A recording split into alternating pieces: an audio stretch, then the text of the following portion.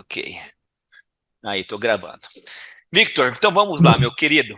Falando sobre macroeconomia, mas antes de mais nada, você, com relação ao Bookmap, você está usando a plataforma, tem te ajudado, já identificou os ativos que aquela leitura funciona? Tá sentindo que é realmente funcional ou é mais do mesmo? Fala a tua visão real, tá? Do que você está sentindo. Então, aquele dia que a gente fez a nossa chamadinha, acho que foi na quarta-feira, né? Acabou que eu não operei tanto na semana passada, então eu deixei para ver essa semana. Na sexta-feira eu abri a plataforma e estava tudo desconfigurado, né? Até com o dia que eu te mandei mensagem. Você recebeu o áudio que eu te falei lá, que você tem que salvar para poder ficar. Sim. Aham. Aí acabou que eu estou assistindo as suas aulas do curso, né? Eu falei, vou assistir primeiro as aulas, eu vou pegar essa parte da macroeconomia também agora com você e tal. Eu falei assim, vou deixar para operar mais para a semana que vem. Então acabou que eu não botei em prática ainda, para ser bem sincero, né? Mas também não operei. Né? Eu dei uma segurada aí para pegar essa parte das correlações e tudo mais, Uhum. mas, né, tirar assistir primeiramente todo o vídeo para aprimorar isso daí no operacional, né? Então, ela tem bastante aulas do curso que eu preciso assistir, né? Vou ver se eu mato entre hoje e amanhã. É interessante, seria interessante. Cara, mas independente, se quiser mandar vídeos depois, mandar perguntas, sabe que eu respondo, tá?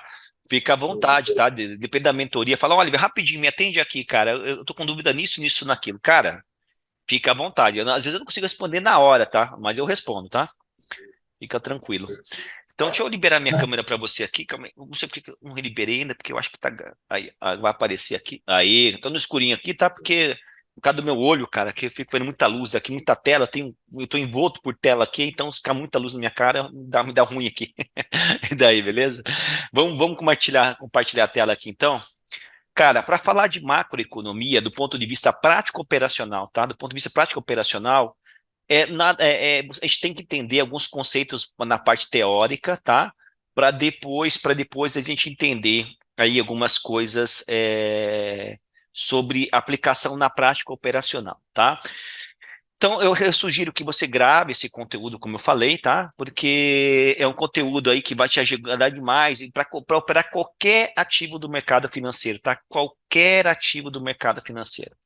Bom, quando a gente fala de macroeconomia, a gente entendendo, a gente entende que todos os mercados globais são correlacionados, né? A gente entende que que existem eventos catalisadores nos mercados globais que acabam desencadeando, né, movimentos em todos os mercados globais. E primeiro, por que que isso acontece? Porque os players que tradam os mercados globais são os mesmos. O mesmo cara da UBS que trabalha o mercado americano, é o cara que trabalha o mercado emergente como o Brasil, é o cara que tá boletando lá forte na região, na zona do euro. Então, né, se a gente entender que esse é o jogo dos caras, entender que são os grandes players, UBS, JP Morgan, Goldman Sachs, enfim, grandes fundos de investimento, grandes fundos de pensão, né, bancos centrais trabalhando na especulação e também no controle monetário, a gente vai entender que a macroeconomia é um sentimento vivo, tá? É um organismo vivo, que ela tende a ter determinados comportamentos. Então, tudo que eu te falar aqui não é preto no branco, tá? Essa é uma dificuldade que as pessoas têm de entender sobre conceitos macroeconômicos, porque a gente fala uma coisa e a maior parte das vezes se configura desta forma, mas há dias que não vai estar dessa forma. Né? Então, é assim, para você ter uma visão macroeconômica, isso vai exigir para você muita leitura. Eu quero dizer que não vai ser só essa aula, eu vou te mostrar um site, como é que você vai pegar essas informações, mas vai exigir uma doação no aspecto de você tá fazendo isso todo dia no seu operacional. Você vai, antes de operar todo dia, você vai dar uma olhada nisso, e quando fechar o mercado todo dia, você vai dar uma olhada nisso. Isso faz parte da sua do teu tempo de tela enquanto você está operando como trader. E é rápido, tá? Não é muito, não demora não. Depois que você pegar a prática, é 15 minutinhos antes do pregão, você já sabe como é que vai estar o mercado, e depois que terminar o mercado, mesmo que você não tenha operado aquele dia, como o mercado ele conta uma história, né, para você saber melhor quais as cenas dos próximos capítulos, eu sugiro que você sempre acompanhe também o fechamento dos mercados e dos principais ativos que impactam, né, na sua região, ou nos ativos, ou notícias que impactam a sua região, ou que impactam um ativo que você está operando. Então entenda que a macroeconomia não é algo assim preto no branco. Muitas vezes os conceitos conceitos eles se invertem. E essa é uma dificuldade do trade iniciante. O trade iniciante ele procura uma visão mais objetivada, né, do preço. Contudo, a macroeconomia não te dá essa visão tão objetivada assim. Ela te dá uma sensibilidade no aspecto de você entender o fator cerne dos movimentos. Às vezes, cara, vai ser muito claro. Às vezes vai sair um dado de CPI lá no mercado americano que vai derreter os juros e explodir a bolsa. Você sabe que foi por causa do CPI. E dentro do contexto macroeconômico, você vai entender que todo o mercado estava esperando aquele dado. Todo CPI é importante, mas tem momentos da economia que um determinado CPI é mais importante que o outro. Por exemplo, o último CPI que nós tivemos do mercado americano, onde o mercado estava numa expectativa muito grande com relação à inflação americana, e todo mundo estava olhando para o dado do CPI. Então, também dentro de um contexto macroeconômico, na avaliação do calendário econômico de notícias, as notícias elas têm o valor, o peso da notícia depende do contexto econômico. Então, antes de mais nada, falando de macroeconomia, a gente tem que entender, o primeiro prisma é contexto econômico global. Né? Qual que é o contexto econômico global? Porque a partir daí que você vai ter um direcionamento para interpretações do calendário econômico, interpretações de notícias, interpretações de correlações entre moedas. Você tem que entender o contexto econômico global. Então, se você tiver antenado, né, no cenário atual, né, qual que é a expectativa quando eu falo antenado no cenário atual, não estou dizendo com o que você acha. Eu estou dizendo qual que é a expectativa do mercado. Você tem que tentar entender como o grande player, que são essas pessoas que movimentam o mercado, pensam. E como eles alocam o seu patrimônio, qual que é o fluxo do smart money, do dinheiro esperto, em cima desse pensamento que eles fazem. Não, hoje a gente vamos tirar dinheiro dos ativos de risco e vamos botar no safe havens. Não, hoje vamos comprar taxa de juros americana.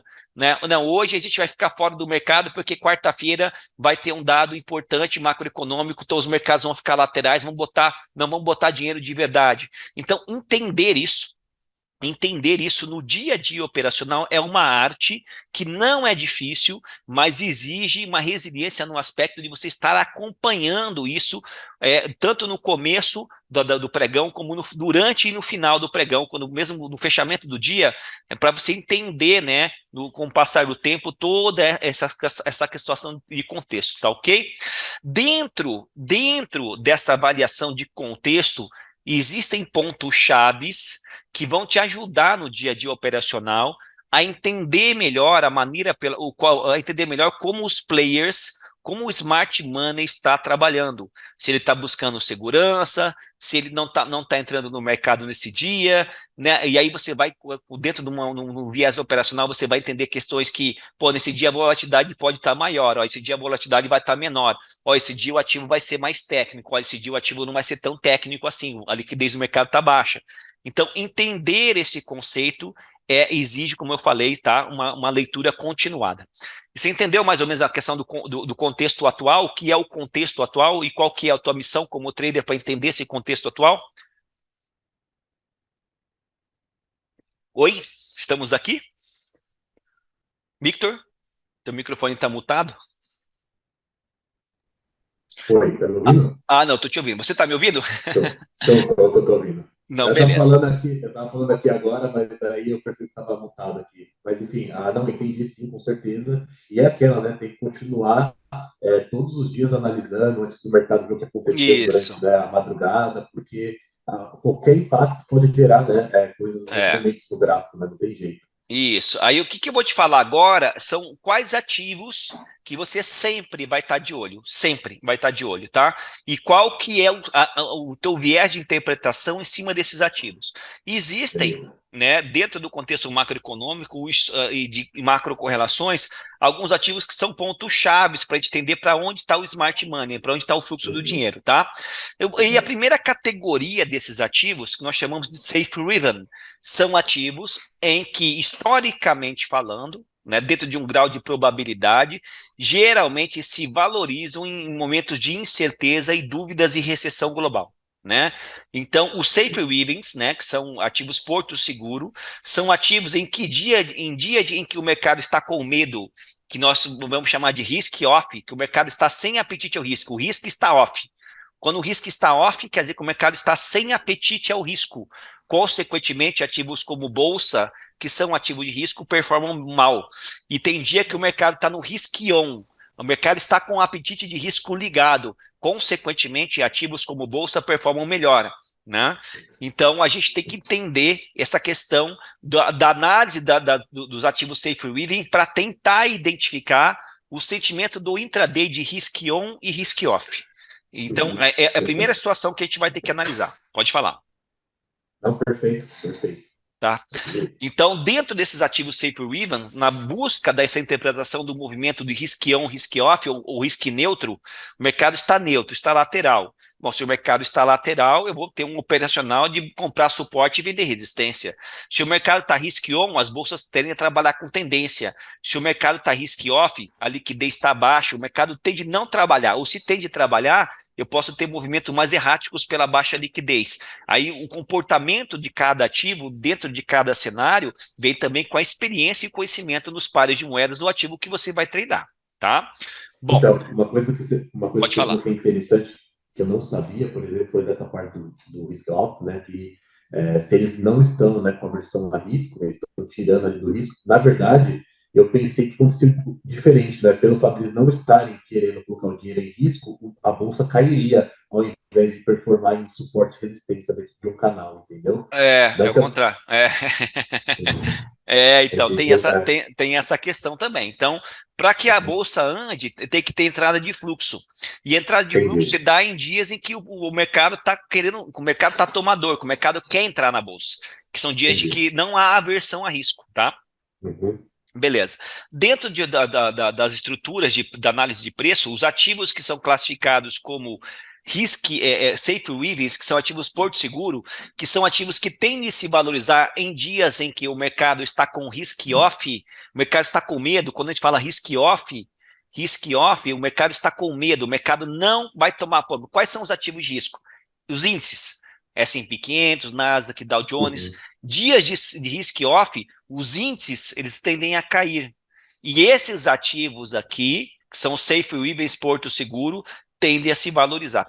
Essa é a regra geral, tá? Então, quando você for analisar o panorama de mercado, na identificação do sentimento do mercado para o dia, antes da operação, a gente vai olhar o ouro, a gente vai olhar os títulos públicos americanos, ou o que eu gosto de olhar são os juros americanos, a gente vai olhar a força do dólar no mundo, a gente vai olhar o iene japonês, a gente vai olhar o franco suíço e a gente vai olhar algumas ações defensivas, tá? Aí a questão de ação vai muito do ativo que você, do país que você vai estar analisando. Aqui já é um pouquinho mais complexo, né? Mas talvez não precise chegar nesse grau de aprofundamento, mas é possível sim também olhar os setores defensivos da bolsa, por exemplo, setores defensivos dentro do próprio S&P 500. Quais são, né? Healthcare, tal.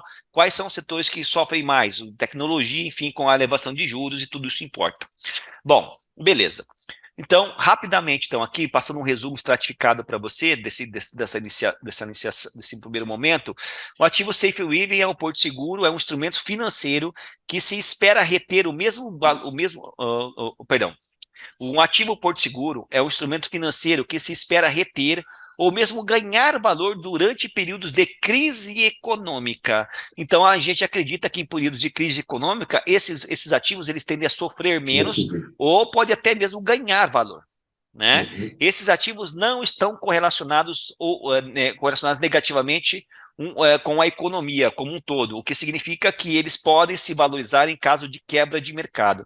Então, mesmo que as bolsas caiam, né, esses ativos podem ganhar força. Podem, não quer dizer que vai, mas a regra geral é que se cair a bolsa muito forte, o mercado quebrar, eles podem até cair, mas eles vão cair menos. E muitas vezes eles podem até se valorizar indo contra o mercado, tá?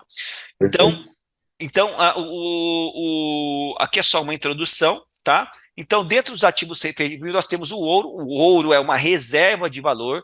O ouro, desde do acordo de Bretton Woods, que aconteceu já há muitos anos atrás, em que o dólar assumiu a hegemonia no sentido de ser a principal moeda econômica de troca do mundo, né? O ouro antes era tido como um lastro de moeda, né? Os governos tinham grandes estoques de ouro para poder ter lastro para sua moeda. Isso não existe mais. O lastro de moeda hoje não é mais baseado no ouro, mas o ouro, por ser um ativo que não é renovável, que é um ativo escasso e tem um contexto histórico importante, o ouro ele acaba sendo um ativo que se valoriza em dias em que a bolsa está sofrendo. Detalhe, o ouro ele tem uma correlação, a gente vai falar mais sobre isso, estritamente negativa com os juros. Se os juros americanos começam a subir, né, isso pode trazer força, consequentemente, para o dólar e o ouro tende a cair. Tá? Então, o ouro tem uma correlação negativa com os juros. Outra coisa que é importante são os títulos públicos americanos. Os títulos públicos americanos, na verdade, o mercado de título americano ele é o maior mercado global.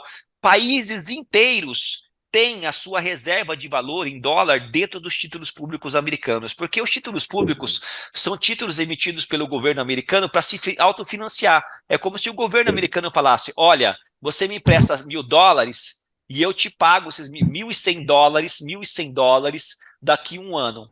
Né? Então, o título público americano nada mais é do que uma nota de dívida do próprio governo, onde você vai emprestar o seu dinheiro para o governo e você vai esperar uma rentabilidade em determinado período, e você sabe que pela solidez da economia americana, a chance de calote que o governo americano tem de dar nos investidores que emprestaram dinheiro para o próprio governo americano financiar os seus projetos é muito pequena. Então, por isso que o mercado de renda fixa americano é o mercado mais rico do mundo. Todo mundo, todos os governos têm títulos de renda fixa americana.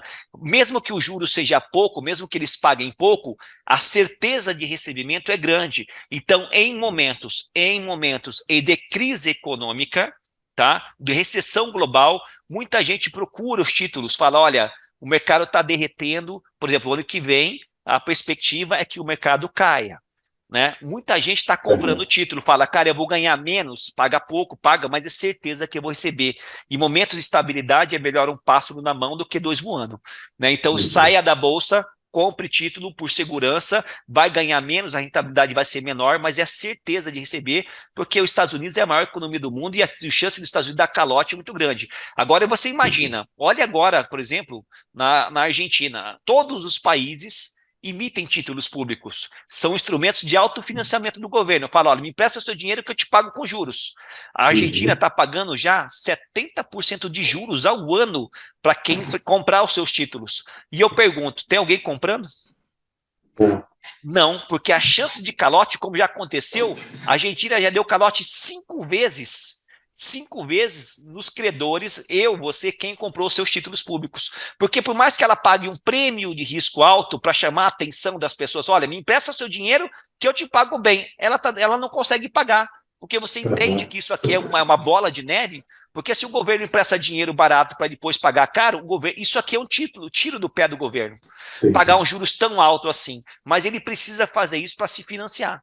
E não tem jeito, e para trazer capital estrangeiro, eles aumentam os juros, na expectativa que ele consiga. Só que você vai olhar um país como a Argentina, e você que está pagando 70% ao ano, 70% ao ano, e você vai olhar um país que nem os Estados Unidos, que os caras estão pagando 4% ao ano, olha a diferença, cara.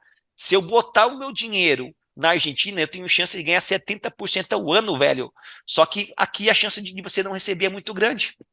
E aqui a solidez do mercado americano é muito grande. Então, a galera em períodos de estabilidade econômica não quer nem saber. Os caras põem dinheiro aqui mesmo. Os caras tiram dinheiro de bolsa e põem nos títulos públicos.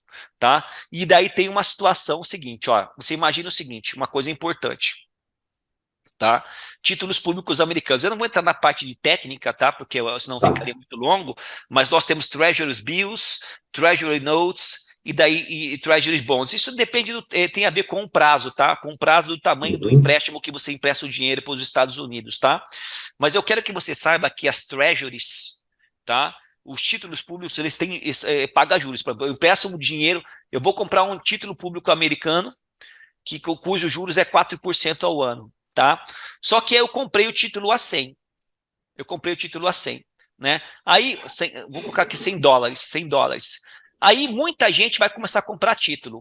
Se muita gente começa a procurar por título, o que acontece com o preço do título? Ele sobe ou cai? Ele começa a cair. Não, vamos pensar de volta. Se você tem um recurso escasso, que é o título americano, o governo americano vai fazer leilão só de 1.000 títulos, por exemplo, 1.000 títulos. E muita gente começa a comprar. Você começou a comprar por Então, $100. Se muita gente quer comprar, o que acontece com o preço de quem vai comprando vai depois? subir, vai O preço subir. sobe, oferta e demanda. É. Se o preço sobe do título, o que acontece com o prêmio? Porque tem muita gente querendo comprar, muita gente interessada em comprar.